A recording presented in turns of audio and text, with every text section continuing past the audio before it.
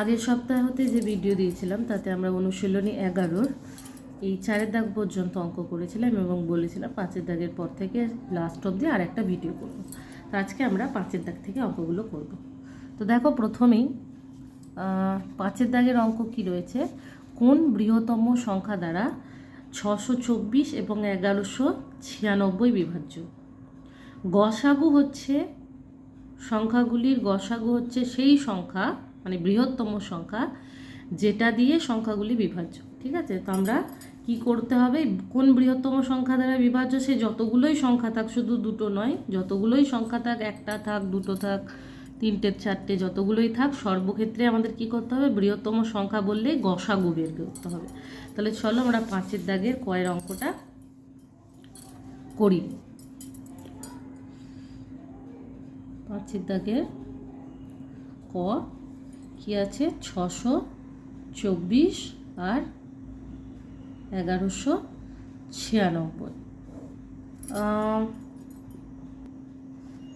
কত দিয়ে চালালে যেতে পারে, এটা 4 দিয়ে আমরা দেখি 4 একে 4, 5 6, 2 রইল 2, আর এই 2 হয় 22, 4 5 20, 4 6 24, এটা তো চলে গেল। এবার এই দিকটা দেখি, 4 2 8, 9 10 11, 3 আর 9 হচ্ছে 39, 4 9 36, 37 38 39, 3 4 9 36। বেশ, এটা গেল। এটা আর কি দিয়ে চালানো যেতে পারে, এটা চলতে পারে মোটামুটি 13 দিয়ে। দেখো 13 একে 13, 14 15, 13 2 26, 13 2 26, 27 28 29, 3 13 3 39। তাহলে এটা আর যায় না, 12 আর 23 দুটোই মৌলিক সংখ্যা পড়ে গেল। অতএব গসাগু হচ্ছে গিয়ে কত, নির্ণেয়, এখানে গসাগু তো লিখবো না যেহেতু সংখ্যা চেয়েছে, নির্ণেয় বৃহত্তম সংখ্যাটি হলো 4 × 13 = 52। ঠিক আছে, তাহলে যে কোনো সংখ্যা দিয়ে যখন বলা হবে যে কোন বৃহত্তম সংখ্যা দ্বারা বিভাজ্য, তার মানে আমাকে গসাগু চাইছে। ঠিক আছে, আমাকে সেখানে গসাগু করতে হবে। তারপরে মজাদার একটা অঙ্ক রয়েছে, দেখো ক্ষয়ের দাগের, কোনো বৃহত্তম সংখ্যা দ্বারা, এটা কোন হতো হয়তো, যাই হোক, 410 এবং 500কে ভাগ করলে প্রত্যেক ক্ষেত্রে 5 অবশিষ্ট থাকবে। ঠিক আছে, কোন বৃহত্তম সংখ্যা দ্বারা এই দুটোকে ভাগ করলে প্রতি ক্ষেত্রে 5 অবশিষ্ট থাকবে। তারপরের অঙ্কটা দেখো, 210 এবং 160কে ভাগ করলে যথাক্রমে 2 এবং 4 অবশিষ্ট থাকবে।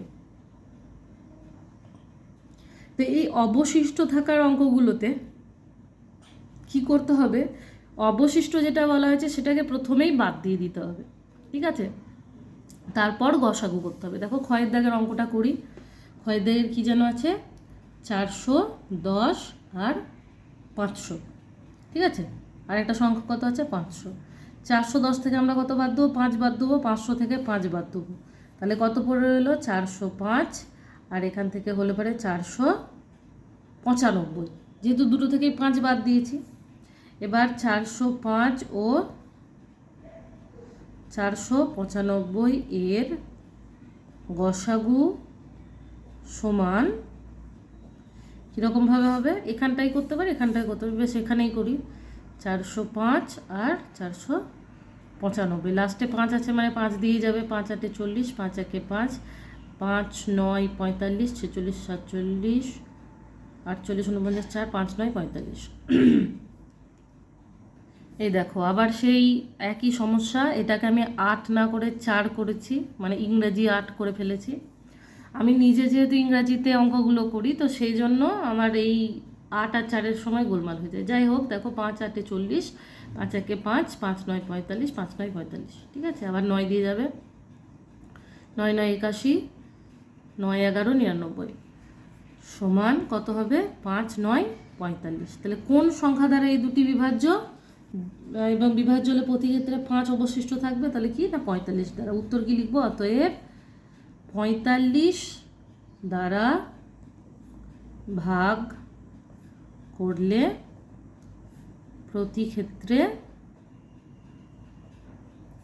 5 অবশিষ্ট থাকবে।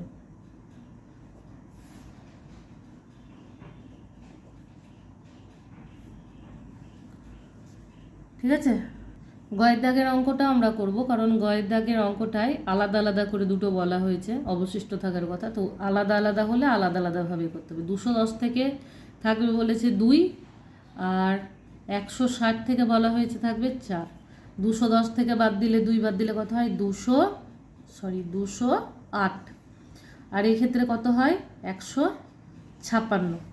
তাহলে 208 ও 156 এর গসাগু সমান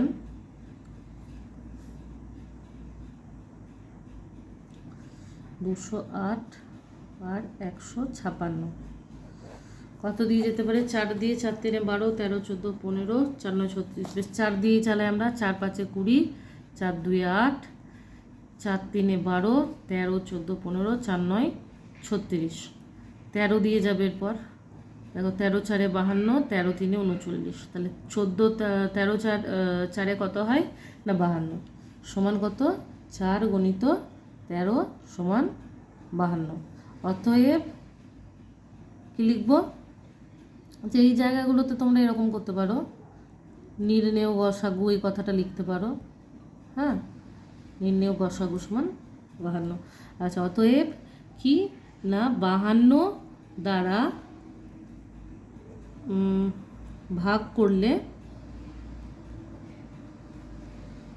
প্রতি ক্ষেত্রে যথাক্রমে 2 ও 4 ভাগশেষ বা অবশিষ্ট থাকবে। ঠিক আছে, অবশিষ্ট বা ভাগশেষ থাকবে। এই যে হয়ে গেল এটা। তাহলে এরপর আমরা করব কি, ঘয়ের দাগের অঙ্ক। ঘয়ের দাগের অঙ্ক কি বলছে দেখো, 10 থেকে 20 এর মধ্যে যে মৌলিক সংখ্যাগুলি রয়েছে তাদের গসাগু নির্ণয় করো। তো 10 থেকে 20-র মধ্যে কি কি সংখ্যা আছে আমাকে এগুলো জানতে হবে। তাহলে কি লিখব? 10 থেকে 20 অবধি মৌলিক সংখ্যাগুলি হলো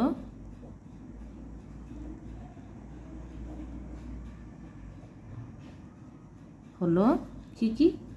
দেখো 10-এর পরে রয়েছে একটা 11, 12 বাদ দিয়ে হচ্ছে 13, 14, 15 বাদ দিয়ে 16 বাদ দিয়ে 17, 18, 19। ঠিক আছে, 18 বাদ দিয়ে 19। এই কথা হচ্ছে গিয়ে তোমার কি না মৌলিক সংখ্যা।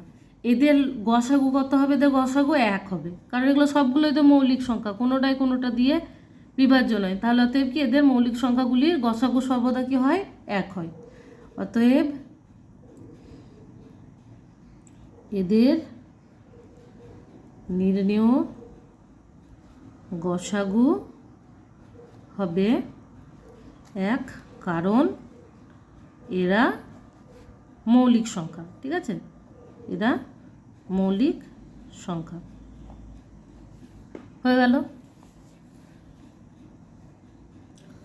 এর পরের অঙ্কটা দেখো, বেশ মজাদার অঙ্ক। যে কোনো 3টি ক্রমিক সংখ্যা লিখে তাদের গসাগু নির্ণয় করো। ক্রমিক সংখ্যা মানে পরপর সংখ্যা। তো তুমি নিজের মন মতো সংখ্যা নিতে পারো। ঠিক আছে, আমরা ছোট্ট ছোট্ট সংখ্যায় নেব।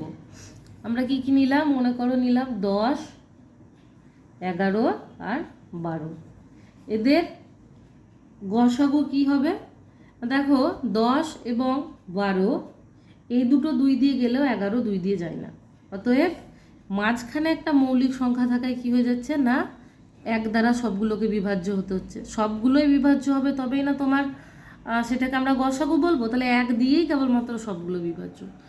বেশ, আমরা আরও একটা সংখ্যা নিয়ে দেখি, আরও ছোট সংখ্যা নিয়ে দেখি। যেমন ধরো 3, 4, 5। এই ক্ষেত্রেও 3কে 1 দিয়ে ভাগ করা যায়, 3 দিয়ে ভাগ করা যায়। 4কে 2 দিয়ে ভাগ করা যায়, 4 দিয়ে ভাগ করা যায়, 1 দিয়ে ভাগ করা যায়। 5কে আমরা 1 দিয়ে ভাগ করতে পারবো, 5 দিয়ে ভাগ করতে পারবো। সর্বমোট কত? 1 দিয়েই এটাকে সবগুলোকে ভাগ করতে পারছি। অতএব আমাকে কি লিখতে হবে? এরকমভাবে আমরা অঙ্কটা কীরকমভাবে লিখবো দেখো, এটা তো তোমাদের উদাহরণ দিয়ে বোঝানোর জন্য লেখা হলো। অঙ্কটা এরকমভাবে লিখবে, পরপর 3টি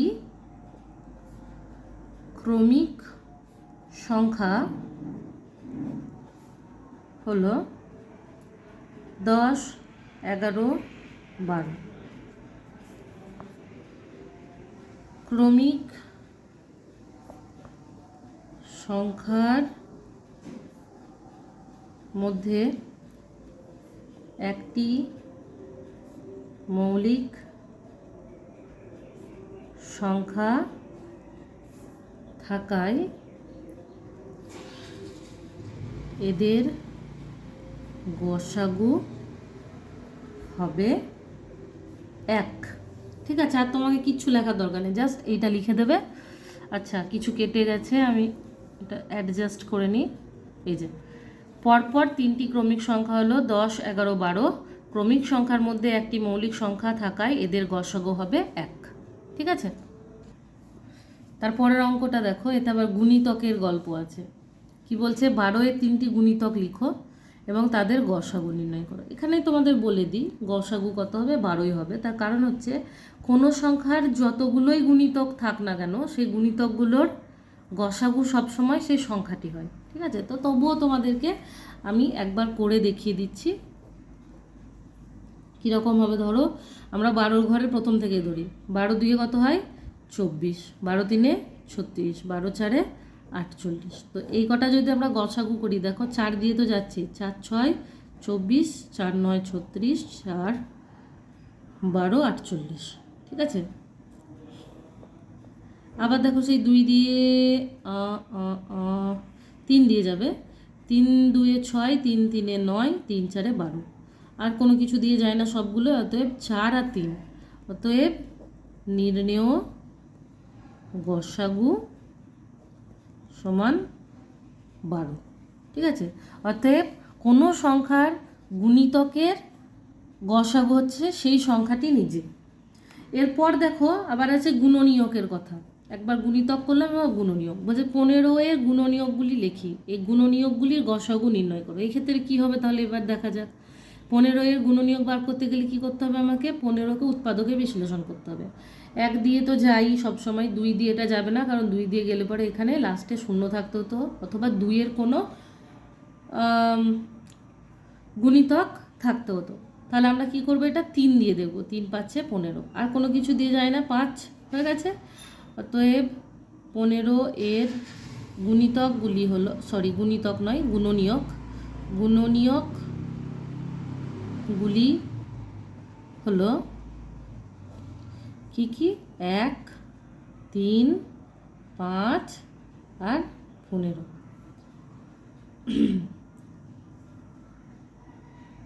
এরপর কি লিখব, এই গুণনীয়কগুলির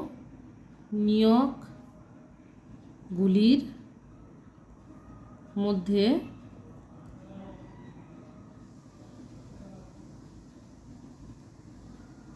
মৌলিক সংখ্যা থাকায়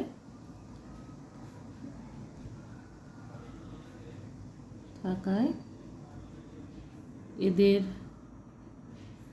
গসাগু হবে 1। ঠিক আছে, আচ্ছা, বর্গীয় জয়ের অঙ্ক কি, সবচেয়ে বেশি কতজন রোগীর মধ্যে 120টি কলা। আচ্ছা, অঙ্কটা আমি দেখাই। সবচেয়ে বেশি কতজন রোগীর মধ্যে 120টি কলা, 240টি আম এবং 400টি আপেল সমানভাবে ভাগ করে দেওয়া যাবে। সবচেয়ে বেশি, দেখো প্রথমের অঙ্কগুলোতে দেখছিলাম বৃহত্তম সংখ্যা, এই যে কোন বৃহত্তম সংখ্যা, সবচেয়ে বেশি, এরকম যখন বলা থাকবে তার মানে আমাকে গসাগু করতে হবে। তাহলে এই কলার সংখ্যা, আমের সংখ্যা এবং আপেলের সংখ্যাকে কী করতে হবে আমাকে, না গসাগু বের করতে হবে। যেটা গসাগু হবে ততজন রোগীর মধ্যেই সমানভাবে ভাগ করে দেওয়া যাবে। ঠিক আছে, তাহলে চলো গসাগু করি। কি লিখব,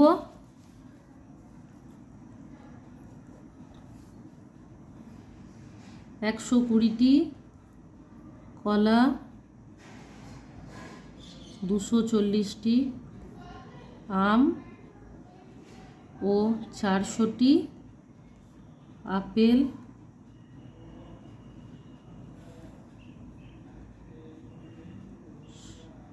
সর্ববৃহৎ সংখ্যায় সমান ভাগে ভাগ, অ্যালাইনমেন্টটা গোলমাল হচ্ছে আজকে বারবার, ভাগ করতে হলে এদের গসাগু করতে হবে। 120, 240 ও 400 এর গসাগু। আচ্ছা, আমি গসাগুতে ফুটকিগুলো দিচ্ছি না সব সময়, তোমরা কিন্তু দেবে। গসাগু একটা হাইফেন দিয়ে দাও, গসাগু হাইফেন দিয়ে এবার লেখো 120, 240, 400। তোমরা এই লেখাটা না লিখে ডাইরেক্ট এখানে চলে আসতে পারো, কিন্তু আমি লিখে নিচ্ছি তোমাদের সুবিধার্থে, যে তোমাদের যাতে মনে থাকে যে সমান সংখ্যায় করতে গেলে আমাদের গসাগু করতে হয়। ঠিক আছে, এইটা যদি তোমরা মাথায় রাখো তো সবসময় এই ধরনের অঙ্কগুলো কি হবে না, করতে গেলে তোমাদের অটোমেটিক্যালি মাথায় আসবে যে ও আমরা তো জানি যখন বৃহত্তম সংখ্যায় ভাগ করা হয় তখন গসাগু করা হয়। ঠিক আছে, সেই জন্য এটা তোমাদের সাথে করে দেওয়া। লাস্টে দেখো শূন্য আছে সবগুলোতে, তার মানে এটা 5 দিয়ে যাবে। ঠিক আছে, 5 2 10, 5 4 20, 5 4 20, 5 8 40, 5 8 40 আর এখানে শূন্য হয়ে গেল। এরপর যাবে দেখো 4 দিয়ে, 4 6 24, 12 4 48, 4 2 8, 4 20 হচ্ছে 80। আর কত দিয়ে যেতে পারে এটা? 2 দিয়ে তো যাবেই, 2 3 6, 2 6 12, 2 10 20। তাহলে 3 আছে, 6 আছে, এখানে 10 আছে, এগুলো আর গেল না। অতএব গসাগু কত? 5 4 20, 20 2 40। অতএব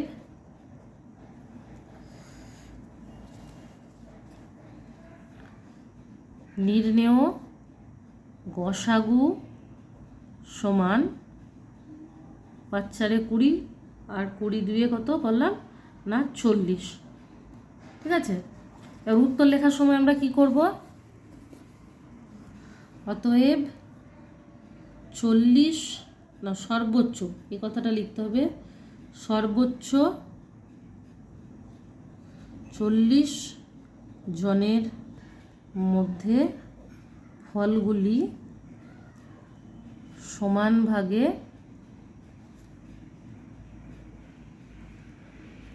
ভাগ করা যাবে। ঠিক আছে,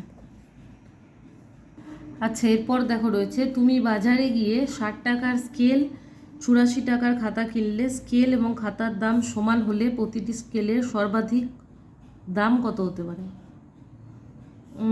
60 টাকার স্কেল 84 টাকার খাতা কিনলে স্কেল খাতার দাম সমান হলে, আচ্ছা ঠিক আছে,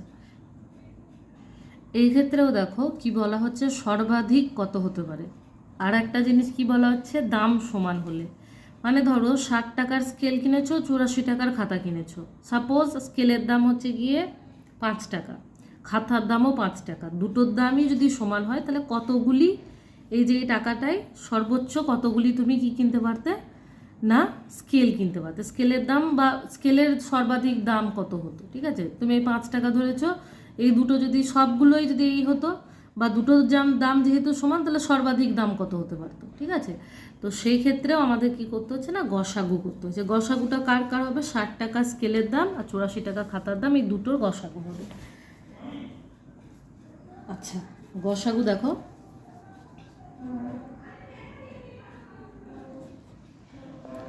ষাট টাকা আর 84 টাকা কেটে লিখি। আমার এই 8 আর 4-এর গোলমাল আর মিটবে বলে মনে হয় না।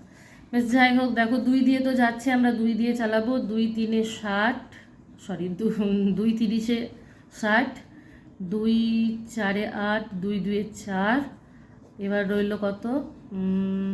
6 দিয়ে যেতে পারে, 6 5 30, 6 7 42, 5 আর 7 মৌলিক সংখ্যা, এটা গেল না, তাহলে 2 6 12। অতএব নির্ণেয় গসাগু সমান 12। অতএব একটা স্কেলে সর্বোচ্চ মূল্য 12 টাকা হতে পারে।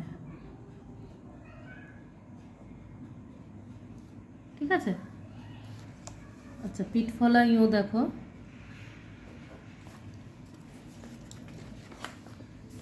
136 জন ছেলে এবং 160 জন মেয়েকে এমনভাবে লাইন করে দাঁড়াতে বলা হলো যাতে প্রত্যেক লাইনে সমান সংখ্যক ছেলে এবং সমান সংখ্যক মেয়ে থাকে।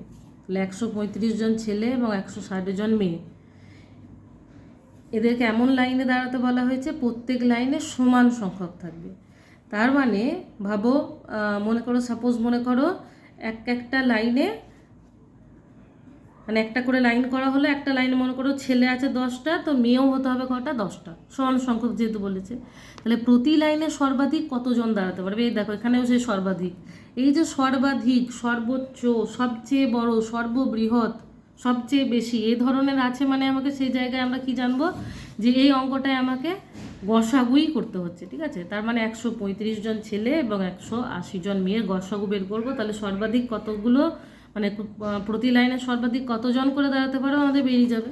ঠিক আছে, চলো বের করা যাক। প্রথমে কি করব, 135 জন ছেলে এবং 180 জন মেয়ের গসাগু করব।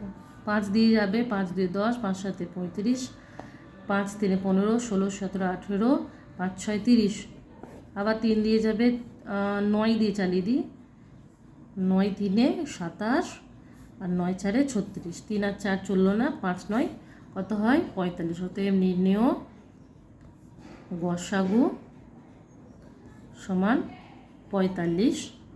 আচ্ছা, একটা জিনিস ভুল হচ্ছে, যেমন এই জায়গাটায় আমাদের শুধু 4 12 নয়, 12 টাকা, এখানেও শুধু 45 নয়, 45 জন লিখতে হবে। ঠিক আছে, অতএব কি লিখবো, অতএব প্রতি লাইনে সর্বাধিক 45 জন করে দাঁড়াবে। ঠিক আছে, চলো ফিট ফলা হয়ে গেছে। এরপর আছে ট। টয়ের অঙ্কটাই দুরকম, মানে দুটো উত্তর চাওয়া হয়েছে। দেখো, 250 লিটার সরষের তেল, 300 লিটার বাদাম তেল আলাদা আলাদাভাবে সমমাপের পাত্রে রাখতে হবে। মানে দুটো পাত্র রাখা হয়েছে, যে দুটো পাত্রের মাপ সমান। এবার বলছে যে পাত্রের বৃহত্তম আয়তন কত হবে, মানে এই যে দুই রকম তেল, এটা সমান মাপের পাত্র হতে হবে। যেহেতু দুটোর মাপ তো এক নয়, একটা হচ্ছে 250 আর একটা হচ্ছে গিয়ে, মানে মাপ নয় পরিমাণ আর কি, 300 লিটার। তো সর্বোচ্চ কত লিটার তোমাকে আটাতে হবে না, 300 লিটার। এবার এদের আয়তন কত হতে হবে, কত আয়তনের প্রয়োজন প্রথমত। দ্বিতীয়ত তেল রাখতে মোট কয়টি পাত্র লাগবে। ঠিক আছে, তাহলে দুটো আমাকে বের করতে হচ্ছে। আর একটা জিনিস লক্ষ্য করে, এখানেও পাত্রের বৃহত্তম আয়তন বলা হয়েছে, বৃহত্তম কথাটা রয়েছে, অর্থাৎ তোমাকে গসাগুই করতে হচ্ছে। ঠিক আছে, আমি জাস্ট তোমাদের আইডেন্টিফাইং ওয়ার্ডগুলো, কি ওয়ার্ডগুলো দেখিয়ে দিচ্ছি, চিনিয়ে রাখছি। চলো অঙ্কটা করি।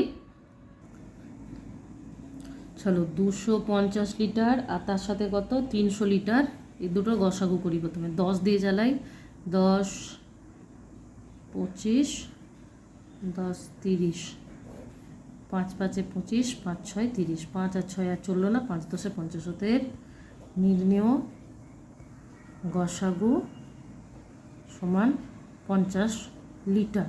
তাই তো, লিটার যেহেতু আছে, লিটারে। তাহলে কি লিখব, বৃহত্তম পাত্রের বৃহত্তম আয়তন কত হবে। অতএব পাত্রের, এখানে আয়তন বলতে কত মাপ ধরবে। ঠিক আছে, বৃহত্তম আয়তন 50 লিটার। এবার আর একটা জিনিস জানতে চেয়েছে, দেখো তেল রাখতে মোট কয়টি পাত্র লাগবে। মোট, আচ্ছা এইটা এরকমভাবে লেখো, 2 রকম তেল মিশ্রণের পর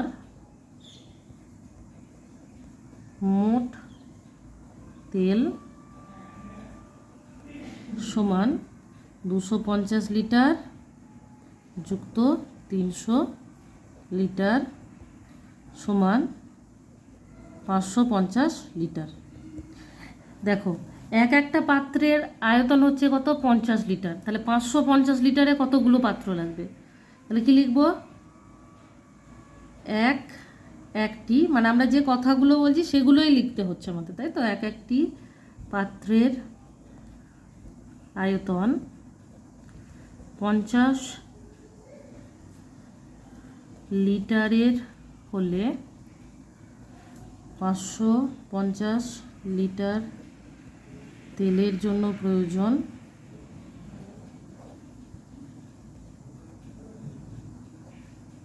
550 ভাজিত 50 সমান 11টি পাত্র। ঠিক আছে, অতএব আমরা উত্তর লিখব 11টি পাত্র লাগবে। ঠিক আছে, এই উত্তরটাই দুই জায়গায় লেখা হলো। একবার এখানে লেখা হচ্ছে কোথায় জানো, এখানে, আর একবার এখানে। তোমরা একসাথেও লিখতে পারো লাস্টে গিয়ে। ঠিক আছে, অতএব পাত্রের বৃহত্তম আয়তন 50 লিটার, ফুল স্টপ দিয়ে দিলে, এবং মোট 11টি পাত্র লাগবে। এরকম ভাবেও লিখতে পারো, এরকমভাবে দুটো আলাদা আলাদাভাবেও লিখতে পারো। আমার মনে হয় লাস্টে লিখে দিলে ভালো হয়। আমি আর লিখছি না, আমার এই পেজটা প্রায় শেষ হয়েই গেছে। নেক্সট অঙ্ক দেখো, তুমি প্রতিদিন কোনো বইয়ের সমান সংখ্যক পৃষ্ঠা পড়ো। তুমি প্রথমে 350 পৃষ্ঠা পড়ে ছেড়ে দিলে, আবার কিছুদিন পর 850 পৃষ্ঠা বইটি পড়া শেষ করলে। তুমি প্রতিদিন সবচেয়ে বেশি কত পৃষ্ঠা করে পড়েছিলে?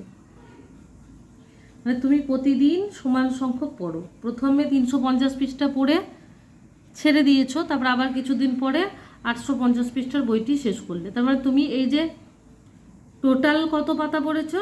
850 পাতা। আর প্রথমে পড়েছিলে কত পাতা? 350 পাতা। ঠিক আছে, অতএব প্রতিদিন সবচেয়ে বেশি কত পড়েছিলে, এটা তো বুঝতেই পারছি আমরা, গসাগু বের করতে হবে।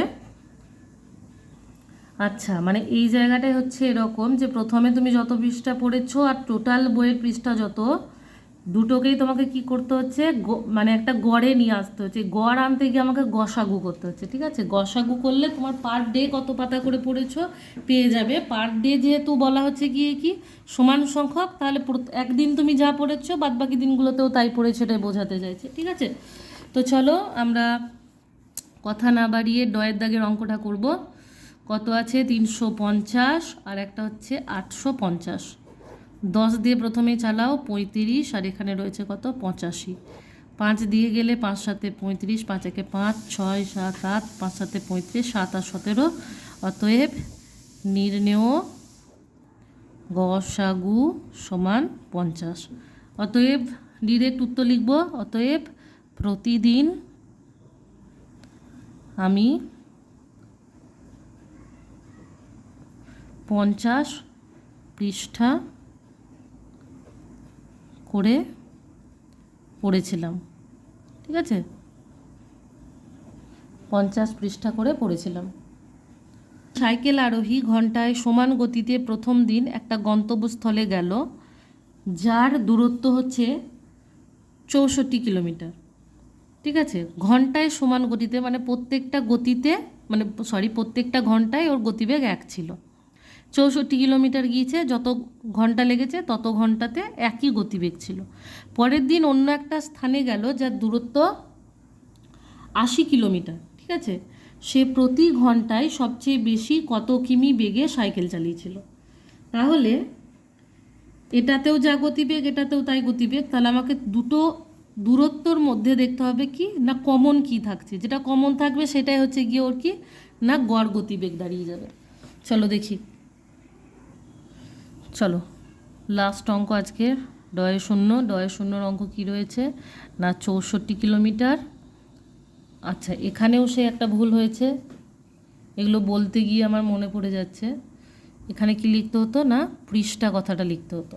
ঠিক আছে, এখানেও কত আছে? 64 আর 80 কিলোমিটার। এদের গসাগু হবে, প্রথমে আমরা 4 দিয়ে দেখব। 4 একে 4, 5 6, 4 6 24, মানে 16 4 64, 20, 4 4 16, 4 5 20, মানে 4 5 আর যাবে না। অতএব নির্ণেয় গসাগু সমান 4 4 16 ঘন্টা। এখানে উত্তর লিখব কি? অতএব সে প্রতি ঘন্টায় সবচেয়ে বেশি 16 কিমি বেগে সাইকেল চালিয়েছিল। ঠিক আছে, সাইকেল চালিয়েছিল।